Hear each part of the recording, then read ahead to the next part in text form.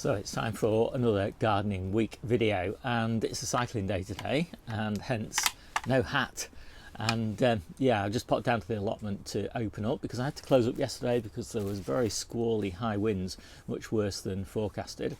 And they do tend to, the wind does tend to kind of get underneath the low tunnels a little bit if they're not fully closed when it's really high, you know, 50, 60 mile an hour sort of thing. So best fully closed. Anyway, that's all sorted, so I'm off, or I was about to go, and the rain started. So I thought, well, I'll just record the intro to this video. So yesterday just sowed a few more seeds, lots of leeks and salad onions. I was going to sow them a bit later on, but I found that I've got some germination space, and at this time of year, basically, if I've got any good space for germinating, I'm generally just sowing stuff because you know, I know I'll be short of space later on in the month. And yeah, just get stuff out of the way. It doesn't really matter when you're sowing something like salad onions, you know, they're perfectly fine anytime in February. And they grow so slowly that the difference between sowing them now, for example, and sowing them on the 14th or the 28th of February is kind of pretty negligible in terms of when they'll actually be ready. Ironically, we are actually short of salad onions at the moment. We've only just got enough for Debbie and I.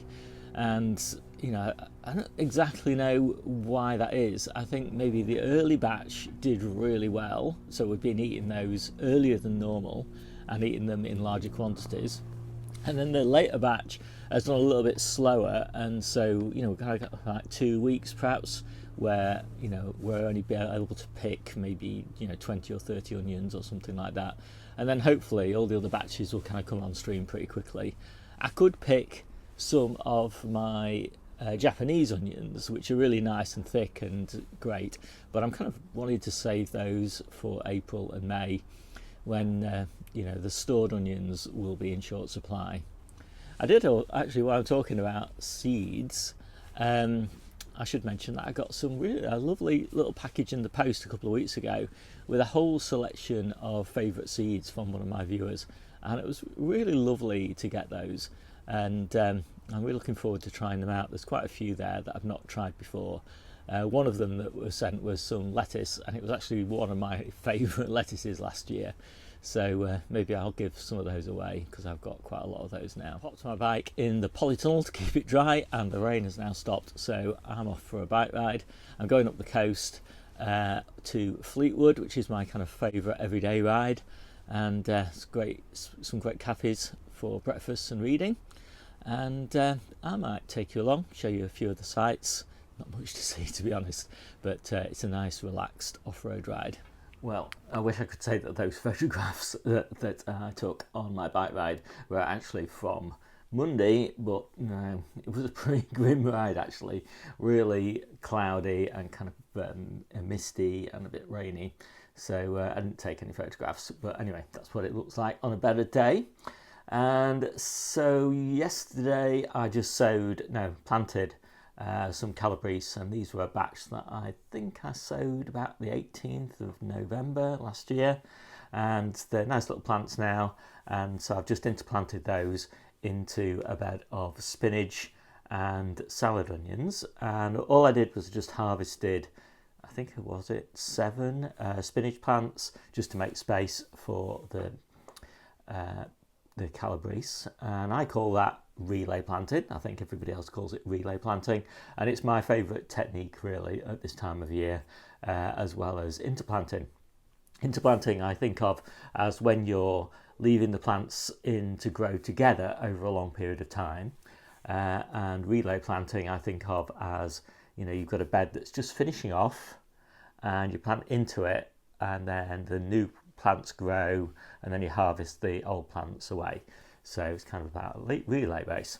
So today I've actually been out hiking again up in Rivington. I always go into Rivington because it's just so convenient for me, and there are just hundreds of trails in Rivington. It's absolutely amazing, and it was an absolutely glorious day, and it was really nice to see that all the reservoirs, which previously we'd been a bit worried about back in sort of November time, are all absolutely full to bursting now, and all the overflows are running at a really high rate. and the overflows there, they're beautifully constructed, you know, like they used to make things in the old days, and they just look really gorgeous, and they just seem to last forever. And yeah, I just love seeing them gushing with water. And if you ever go there, there's an absolutely fabulous restaurant cafe there called the Rivington Barn, and yeah, I absolutely love it. I love the architecture of it, and it's, you know, it's constructed from these huge, the roof tiles are like massive slabs of stone. It's really quite incredible that the whole thing holds together. But yeah, I love it. And so I'm back home, and I'm just going to prick out my little Asian greens, and I've got to say I'm really pleased with those. Every single one has germinated. There is one little batch of Calabrese Marathon there, and I did do some test sowings there and there of lettuces, old seed packets basically, that I was testing out, because I do my lettuces in about a week's time probably.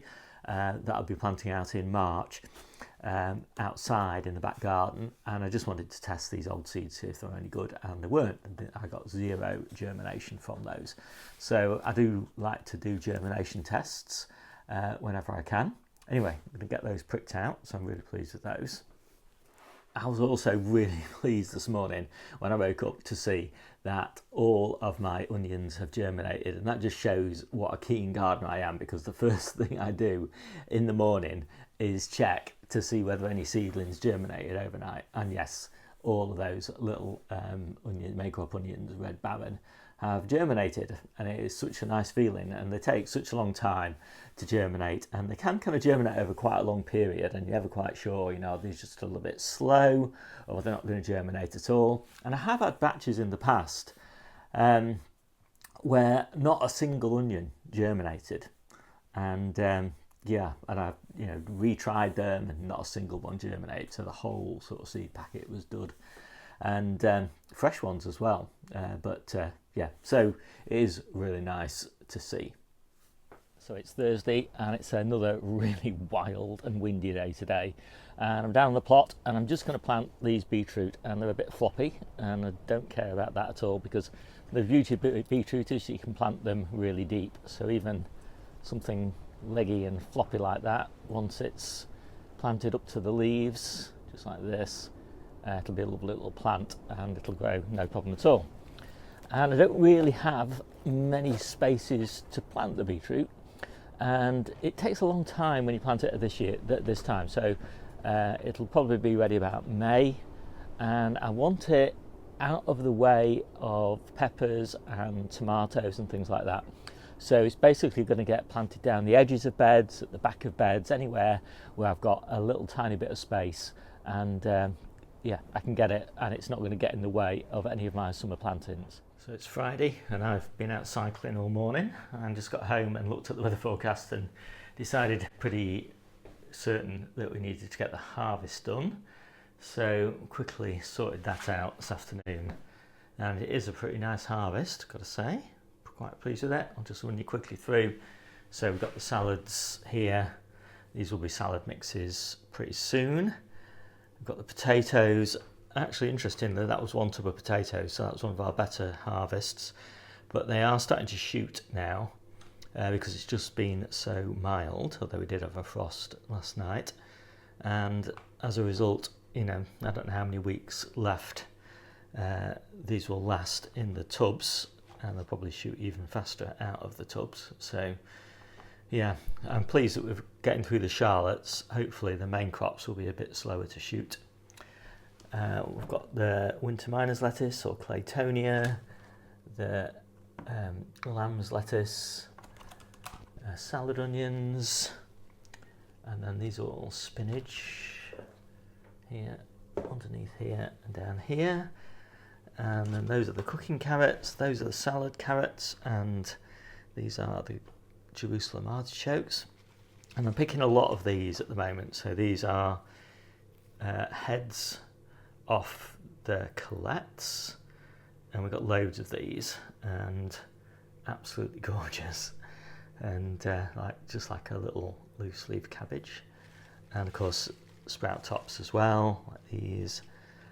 Loads of curly kale, perennial kale, these little calabrese or green sprouting broccoli heads, loads and loads of purple sprouting broccoli, and lots of red and little Brussels sprouts, and actual colettes at the back there, chard, winter squash, beetroot from the store, onions from the store, shallots or the zebrun onions from the store, garlic, yacon and ochre, and some herbs. So it's pretty good. Harvest still picking up a little bit each week.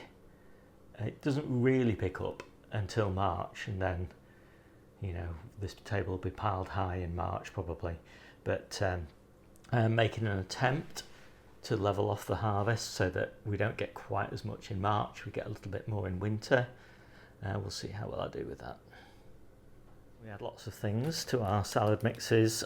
The only thing we buy are these tomatoes, and I like this variety, this piccolo. I think this is the one we get locally grown in Lancashire in a couple of months' time, but for now these are from Spain and they're pretty good. So there we go, that's it for the gardening week. It's going to be a wet and windy weekend. I'm not gardening, I'm going to take a weekend off. I'll see you soon.